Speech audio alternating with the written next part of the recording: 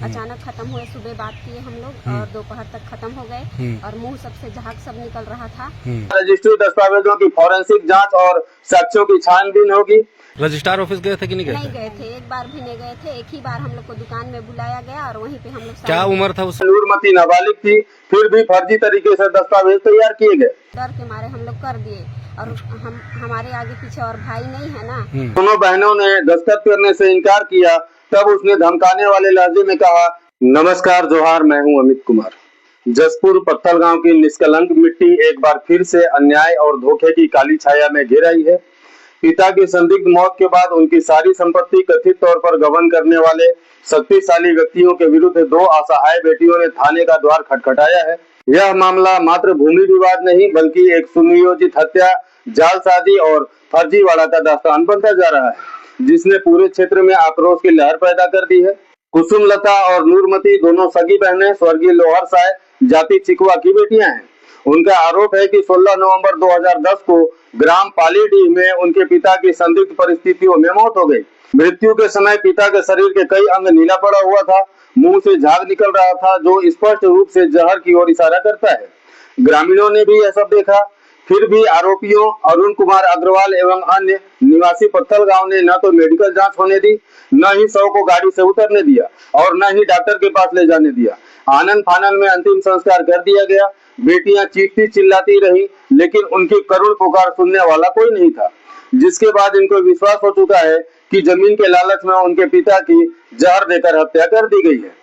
सबसे चौंकाने वाली बात यह है कि पिता की मौत के महज 2 दिन बाद ही जब उनके पिता का दशकर्म चल रहा था, इसी दौरान अरुण अग्रवाल पिता सत्यनारायण अग्रवाल निवासी पत्थल गांव के द्वारा पटवारी को बुलाकर बलपूर्वक जमीन का सीमांकन करवाया गया। अचानक खत्म हुए। सुबह बात किए हम लोग और दोपहर तक खत्म हो गए और मुंह सबसे झाग सब निकल रहा था। तो हम लोग वहाँ पे किसके ऊपर शक है आप लोगों को? कौन जहर दिया होगा? अब सेठ से आना जाना हो रहा था तो अरुण अग्रवाल, अच्छा, पिता सतन अग्रवाल जी। तो सब तो उन्हीं के ऊपर है, काहे कि हम लोग उस समय छोटे छोटे थे, नाबालिग थे।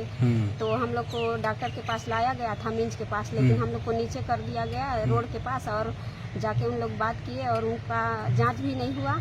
मांग किए थे आप लोग जांच का? हाँ किए थे मांग। हाँ नहीं दिए। कौन ने करवाने दिया? अरुण अग्रवाल जी। अच्छा अच्छा अच्छा। अरुण अग्रवाल ने दोनों बहनों को धोखा देकर गुमराह करके पत्थल गांव थाने के सामने अपनी दुकान में बुलाया और वहां दोनों बहनों को गुमराह करते हुए कुछ सादे कागजों पर दस्तखत करने को कहा। जब दोनों बहनों ने दस्तखत करने से इनकार किया, तब उसने धमकाने वाले लहजे में कहा कि दस्तखत करवाने के और कई तरीके हैं मेरे पास, चुपचाप दस्तखत कर दोगे तो पिता के दस्तकर्म के लिए पैसे दे दूंगा, वरना बिना पैसे के भी कैसे दस्तखत करवाया जाता है यह मुझे अच्छे से पता है।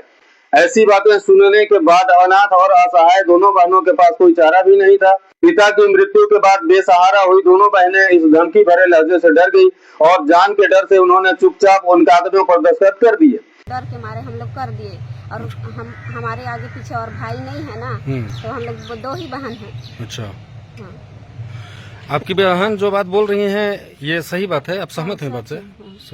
ऐसा हुआ है आप लोगों के साथ? हाँ ऐसा हुआ है। कौन किया है? अरुण सेठ। और अभी घर सबको तोड़वा के पूरा कबर सबको खुदवा दिया है। मेरे पापा का कबर था वो सबको पूरा सम्मिलित कर दिया है। अच्छा। हाँ बराबर करवा दिया है। बदमाशी कौन कर रहा है? अरुण अग्रवाल।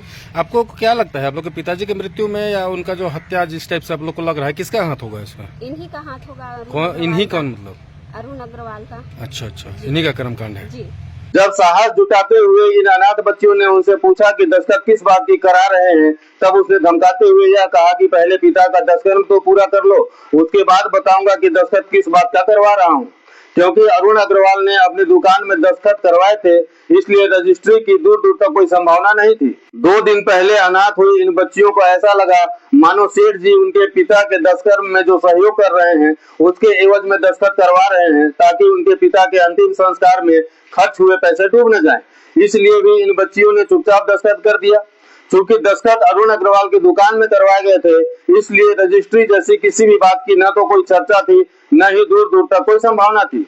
लेकिन फिर भी अरुण अग्रवाल ने धोखे से न जाने कैसे इनके पिता के हिस्से की संपूर्ण भूमि अपने नाम करा ली। आप लोग से कहाँ पे साइन करवाया था? दुकान में करवाया था। रजिस्ट्रार ऑफिस गए थे कि नहीं गए नहीं थे? गए थे, एक बार भी नहीं गए थे। एक ही बार हम लोग को दुकान में बुलाया गया और वहीं पे हम लोग। क्या उम्र था उस समय आपका? मेरा उम्र उस समय 17 साल हो रहा था। बालिक नहीं थी आप? नहीं थी। अच्छा अच्छा अच्छा। डराया धमकाया भी था क्या? हाँ, डराया था। कुछ वर्षों बाद जब इन दोनों बहनों को पता चला कि उनके पैतृक भूमि को धोखे से हड़प लिया गया है, तब इन्होंने दस्तावेज इकट्ठा करना और अपने साथ हुए फर्जीवाड़ा की शिकायत को लेकर ऑफिस की चक्कर काटना शुरू कर दिया। लेकिन आरोपी अग्रवाल के पैसे, पहुंच और पावर के सामने किसी ने इन दोनों अनाथ बहनों की फरियाद नहीं सुनी। हालांकि इन दोनों बहनों ने अपनी लड़ाई को जारी रखा। ऑफिस से निकाले गए रजिस्ट्री के पेपर में रजिस्ट्री की तारीख 1 वर्ष बाद की दिखाई जा रही है, जबकि पिता के दस्तकर्म के समय अरुण अग्रवाल द्वारा कराए गए दस्तखत के बाद इन बच्चियों ने ना ही किसी दस्तावेज पर हस्ताक्षर किए हैं, ना ही कभी रजिस्ट्रार ऑफिस गई हैं। रजिस्ट्री के दस्तावेज में दोनों युवतियों के उम्र का भी उल्लेख नहीं है। रजिस्ट्री में साफ तौर पर दस्तखत अलग अलग दिखाई पड़ रहे हैं। रजिस्ट्री में और कई त्रुटियां हैं जो जांच के बाद स्पष्ट तौर पर सामने आएंगी। सबसे आश्चर्यजनक बात यह है कि जब दोनों युवतियां रजिस्ट्रार के ऑफिस कभी गई ही नहीं, तो आखिर रजिस्ट्री हुआ कैसे? बहनों का आरोप है कि उस समय नूरमती नाबालिग थी, फिर भी फर्जी तरीके से दस्तावेज तैयार किए गए। रजिस्ट्री की तारीख में भी हेराफेरी की गई। निकाली गई नकल में गड़बड़ी साफ दिखाई पड़ रही है।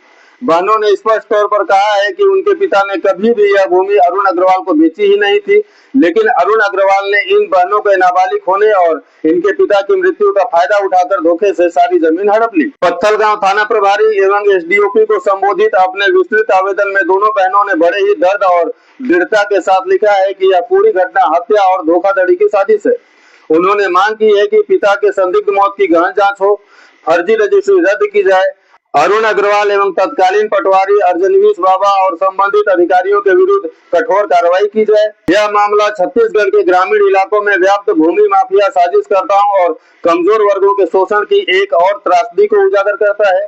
2 निर्दोष बेटियों ने पिता की आत्मा को न्याय दिलाने और अपने हक की जमीन वापस पाने के लिए साहस पूर्वक आवाज उठाई है।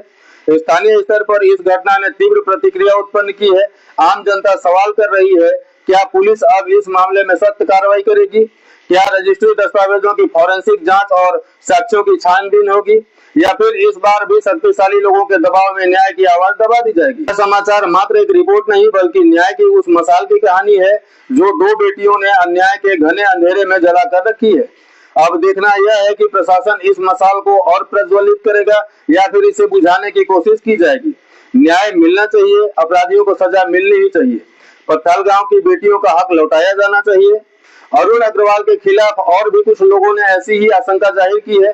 उनकी जमीन लेते ही जमीन मालिक की संदिग्ध मृत्यु हो गई। हालांकि उस पर अभी हम अपने स्तर पर मामले को समझने का प्रयास कर रहे हैं। अगर सच लगा तो आगे की कड़ी में आपके सामने प्रस्तुत किया जाएगा। यह समाचार आवेदन पत्र में उल्लेखित तथ्यों एवं पीड़ित पक्ष के बयान पर आधारित है। धन्यवाद।